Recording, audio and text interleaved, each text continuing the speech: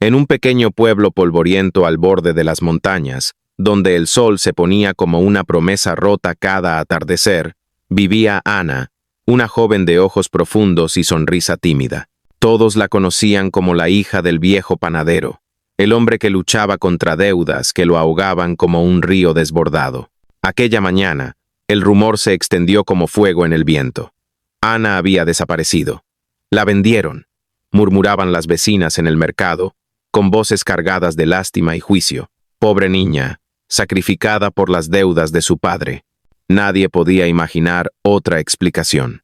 En un lugar donde la pobreza mordía los talones de todos, vender a una hija a un matrimonio forzado o a un trabajo lejano era un secreto a voces, una tragedia que se repetía en silencio. Ana había crecido en esa casa humilde, oliendo a pan fresco y a sueños aplazados. Su madre había muerto años atrás, dejando un vacío que su padre intentaba llenar con trabajo incansable. Él, con manos agrietadas y espalda encorvada, la adoraba.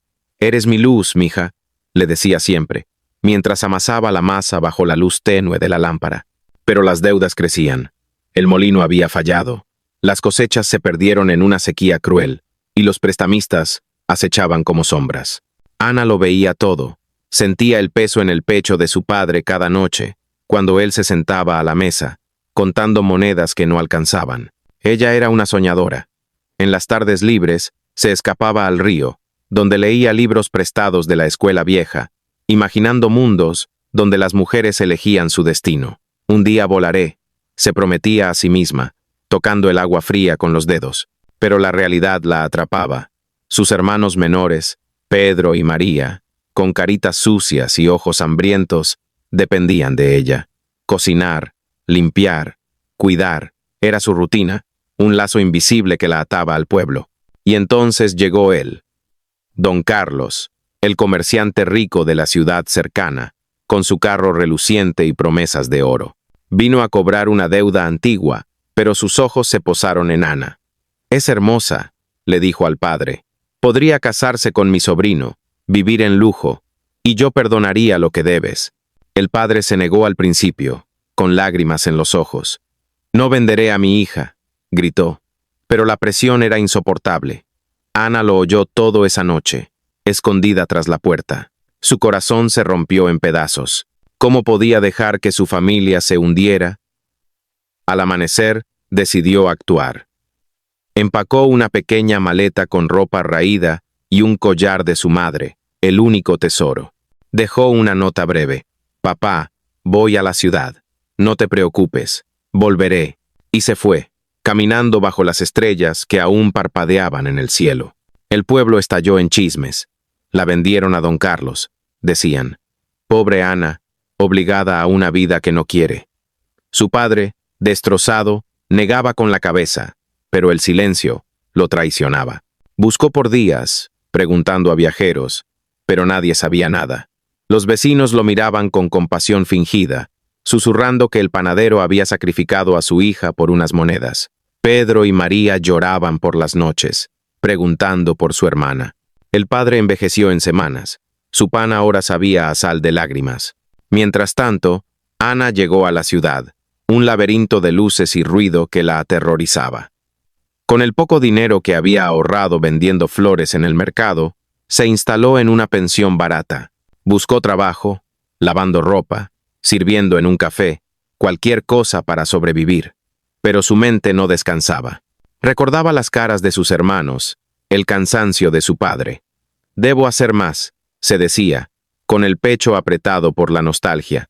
Un día, en el café, oyó a unas mujeres hablar de una fábrica de textiles que buscaba manos hábiles. Entró, temblando, y mostró sus habilidades cosiendo un retazo. La dueña, una mujer dura pero justa, la contrató. «Trabaja duro y ascenderás», le dijo. Ana no dormía.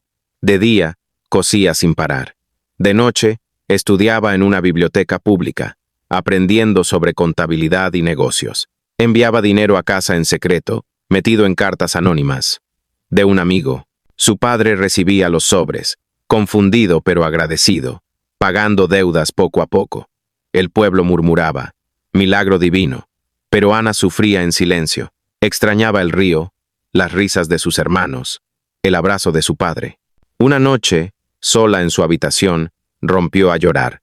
¿Fue esto una elección o una cárcel?, se preguntaba, con el corazón hecho trizas. El giro llegó meses después. Ana, con su ingenio, propuso a la dueña de la fábrica una idea: crear diseños inspirados en las flores de su pueblo, telas coloridas que contaran historias. La dueña aceptó, y el negocio floreció. Ana ascendió, ganando lo suficiente para soñar con volver. Pero entonces, una carta llegó. Su padre estaba enfermo, el panadero apenas podía levantarse. El pánico la invadió. Compró un boleto de tren y regresó, con el corazón latiendo como un tambor de guerra. Al llegar al pueblo, la recibieron como a un fantasma. «Ana», gritó su padre desde la cama, con ojos vidriosos. Los vecinos se agolparon, boquiabiertos. «Pensamos que te vendieron», balbuceó una vecina. Ana, con lágrimas rodando por sus mejillas, se arrodilló junto a su padre. «No me vendieron, papá. Elegí irme. Elegí salvarnos». Reveló todo: el trabajo, el dinero enviado, los sacrificios. El pueblo quedó en silencio, avergonzado. Nadie había imaginado su coraje, su elección voluntaria por amor. El clímax estalló en esa habitación humilde. Su padre, con voz quebrada, la abrazó. «Perdóname por no verte, mija. Eres más fuerte que yo». Pedro y María se lanzaron a sus brazos, sollozando de alegría. Ana sintió un torrente de emociones: alivio, dolor, amor puro. «Lo hice por nosotros», susurró, con el pecho hinchado de orgullo y tristeza acumulada. Días después, Ana transformó la panadería en un lugar de encuentro, vendiendo no solo pan, sino telas y sueños. El pueblo cambió. Vecinos ayudaban a vecinos, compartiendo cargas en lugar de chismes. Ana se convirtió en un faro, recordando a todos que las elecciones más duras nacen del amor más profundo. Y así, en ese pueblo renovado, Ana aprendió que la verdadera libertad no es huir, sino elegir sacrificarse por los que amas. Porque en el fondo, la bondad no se vende, se regala, y en ese regalo encontramos nuestra humanidad más pura.